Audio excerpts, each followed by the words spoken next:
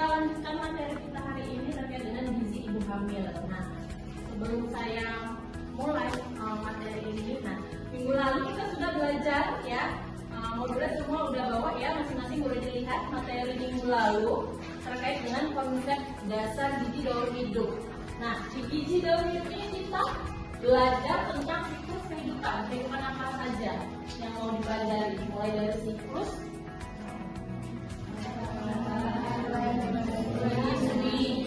bayi, balita,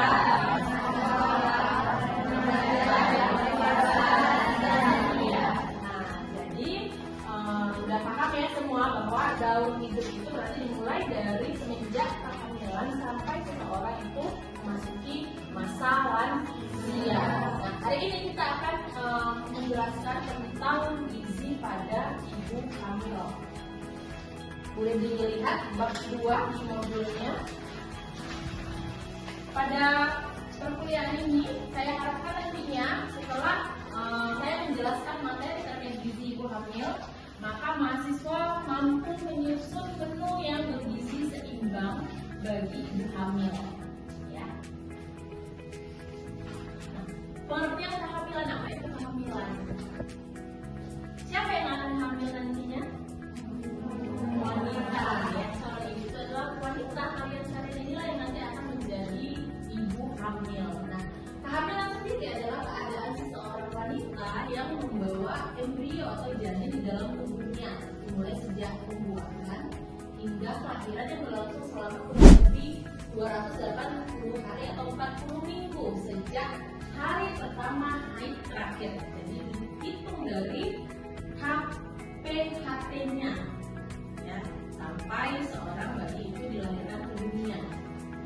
Nah, yang hamil tentunya wanita ya, bukan pria. Nah, materi gizi ibu hamil ini karena kita membahas kehamilan, ini juga bisa diintegrasikan dengan keislaman, yaitu sesuai dengan Al-Quran pada surat Luqman ayat 14, surat Al-Ahqaf ayat 15, dan surat Al-Mu'minun ayat 12-14. Nah, nanti juga kalian ringkas ini apa kira-kira bunyi dari ketiga surat di ayat Al-Quran ini, menjelaskan tentunya tentang kehamilan. Nah, maka karena kita ini juga mahasiswa di universitas yang berbau Islam, maka kita harus tahu juga kaitan kajian integrasi keilmuan dari materi kita pada hari ini, yaitu gizi ibu hamil. Ya. Nah, berikut ini adalah tahapan kehamilan. Ya, di sini terlihat bahwa kehamilan itu terdiri dari 3 tahap. Yang pertama adalah trimester 1, trimester 2, dan trimester 3. Ya, trimester 1 berarti 3 bulan pertama kehamilan, lalu 4 bulan, 5 bulan, 6 bulan itu masuk trimester kedua, dan terakhir adalah trimester 3, usia kehamilan 7, 8, 9 bulan. Baru setelah itu janin di dalam kandungan siap untuk dilahirkan. Nah, berikut ini adalah periode pertumbuhan organ ya pada janin yang dikandung oleh ibu hamil. Nah, dari embrio ya pada masa trimester pertama sampai pada trimester akhir. Nah, terlihat bagaimana pertumbuhan organ-organ janin yang dikandung oleh si ibu. Jadi kalau periode pertama itu di trimester 1 belum terlihat nih mana tangan, mana kaki, hidung, tapi sampai pada trimester akhir di trimester 3 sudah jelas terlihat tangan, kepala, kaki, mulut, ya, dan organ-organ lain. Nah, seiring berjalannya bulan kehamilan, maka akan semakin jelas wajah penampakan dari calon bayi yang akan dilahirkan ke dunia. Nah, di sini ada rekomendasi kenaikan berat badan selama kehamilan berdasarkan IMT. Kamu IMT-mu berapa?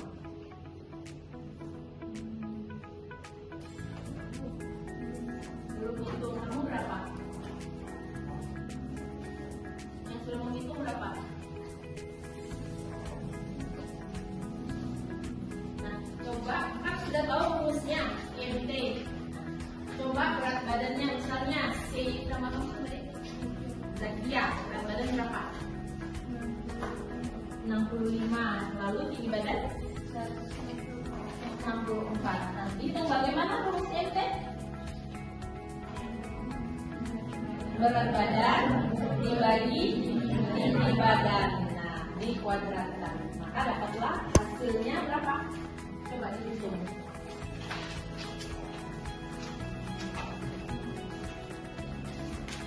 Tinggi badannya dikuadratkan. Lalu berat badan dibagi tinggi badan yang sudah dikuadratkan. Berapa ini?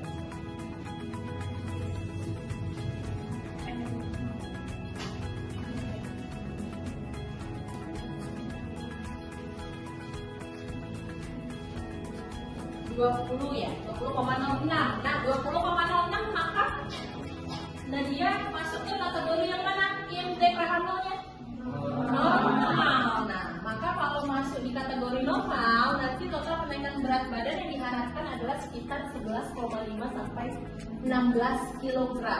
Dan ini adalah kenaikan lajunya per kilogram berat badan dalam setiap minggu 0,42. Maka kalau tidak memenuhi kenaikan berat badan tersebut, maka akan memperbesar risiko melahirkan bayi, BBLR, atau mengalami gangguan-gangguan kesehatan yang lainnya. Ya. Ini adalah contoh ya gangguan pertumbuhan, yaitu neural tube defect yang terjadi akibat tadi status gizi yang kurang pada ibu hamil. Jadi bagaimana Bu supaya bayi yang dilahirkan tidak mengalami tadi NTD, neural tube defect? Nah, salah satunya kita perlu mengetahui asupan gizi kita. Bagaimana mengetahuinya? Kita harus tahu kebutuhan ibu hamil itu berapa banyak. Tentunya berbeda. Seorang wanita yang tidak hamil dengan seorang ibu hamil itu akan berbeda kebutuhannya.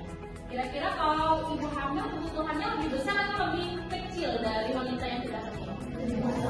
Lebih besar ya, lebih besar kebutuhan zat gizinya. Kalau kalian lihat ini grafiknya, maka pertambahan energi, protein sampai ke zat gizi mikro pada ibu hamil itu lebih besar dibandingkan dengan wanita yang tidak hamil. Ya. Nah, kebutuhan zat gizi makronya ada energi, ya ada protein, yang mana sudah banyak juga jurnal penelitian yang membahas bahwa penambahan konsumsi energi pada saat hamil itu akan berpengaruh pada berat badan si ibu dan juga berat badan bayi saat dilahirkan. Ini juga kebutuhan zat gizi mikronya ibu hamil butuh zat besi, kalsium, zinc, iodium, vitamin A dan juga vitamin D. Nah, maka ini semua nanti kebutuhan zat gizi baik yang makro maupun yang mikro harus ada di menu keseharian ibu hamil. Nah, itu nanti akan menjadi tugas kalian untuk menyusun menu makanan yang bergizi seimbang seperti apa. Nah, namun sebelum membuat menu makanannya, nah ini kita bahas dulu masalah gizinya, karena akan berbeda menu makanan yang dibuat apabila seorang ibu mengalami masalah-masalah gizi. Yang pertama ada hyperemesis gravidarum atau muntah. Itu yang paling sering, biasanya pada trimester 1. Lalu juga kekurangan energi kronis, Nah, saya ingin anak-anak bisa ya menentukan apakah seorang ibu atau calon ibu itu punya masalah atau tidak. Nah, saya pengen salah satu dari kalian mempraktekkan bagaimana cara mengukur seorang ibu hamil mengalami atau tidak. Jadi saya mintakan 2 orang ke depan, yang satu menjadi pengukur dan yang satu lagi menjadi orang yang diukur.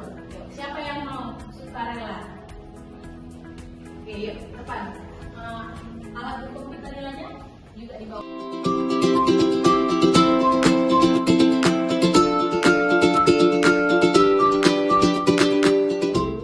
Nah, hasilnya namanya Nadia, hasil dari pengukuran nilainya 26. Maka Nadia termasuk cake atau tidak? Tidak. Nah, karena sudah lebih dari 23,5 cm ya Nadia. Oke, jadi kalau nanti Nadia hamil, maka Nadia akan terhindar dari masalah gizi cake. Ya, bisa semua melakukan pengukuran bagaimana mengukur seorang wanita hamil mengalami cake atau tidak. Nanti kalian juga bisa mengukur, maka kalian termasuk calon ibu yang cake atau tidak. Nah, lalu masalah gizi berikutnya ada anemia, defisiensi asam folat dan defisiensi kalsium. Lalu bagaimana pencegahan masalah gizi ibu hamil? Nah, yang pertama kita harus mengkonsumsi tablet tambah darah, mengecek status gizi kita, berat badan, hemoglobin kita juga, dan tadi mengukur lila kita. Dan yang ketiga, konsumsi makanan bergizi seimbang serta rutin memeriksakan kehamilan. Ya.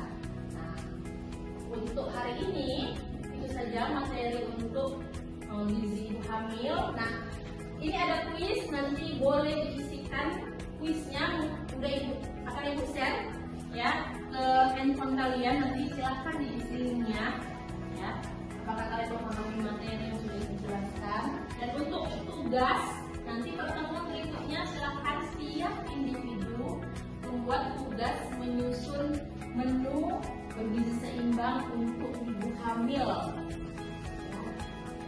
Buat dengan berbagai kasus. Nah, ada ibu hamil yang mengalami anemia, ada ibu hamil yang mengalami cake, mengalami premesis, ya. Ada pertanyaan?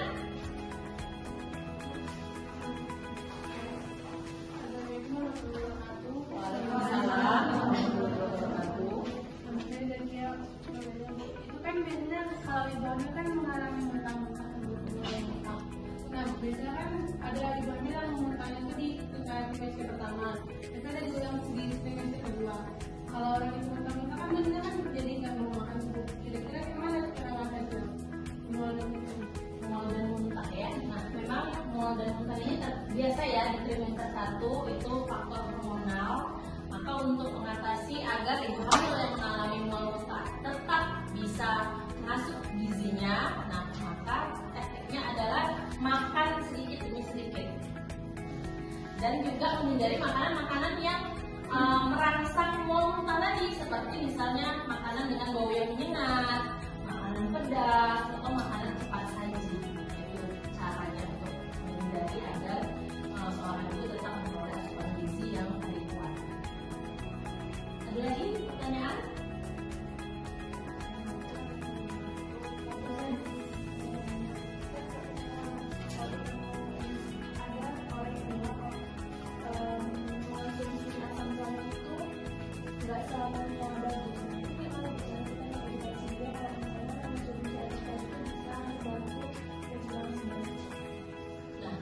Mengonsumsi asam folat adalah satu kewajiban yang memang harus dikonsumsi. Nah, kebutuhannya untuk ibu hamil sebanyak 400 mikrogram. Lebih dari itu, maka asam folat bersifat racun bagi tubuh ibu hamil. Oke? Nah, jadi saya rasa sudah cukup ya, sudah cukup jelas materi pada hari ini. Jadi dengan mempelajari materi pada hari ini, tadi kalian sudah bisa menjelaskan apa itu proses kehamilan, lalu kebutuhan zat gizi apa-apa saja yang dibutuhkan pada ibu hamil, masalah-masalah gizi yang terjadi apa-apa saja tadi, mulai dari premesis sampai pada defisiensi asam folat. Dan yang terakhir adalah bagaimana pencegahannya, yaitu melalui tugas yang akan kalian kerjakan, pembuatan menu makanan bergizi seimbang. Ya. Oke, dengan demikian selesai materi pada siang hari ini. Nanti kita akan bertemu lagi pada pertemuan selanjutnya, yaitu kita akan membahas tentang materi pada ibu menyusui. Ya, nanti juga kita akan bahas bagaimana menyusun menu bergizi seimbang pada ibu menyusui. Terima kasih atas perhatian adik-adik. Saya akhiri. Assalamualaikum warahmatullahi wabarakatuh. Waalaikumsalam.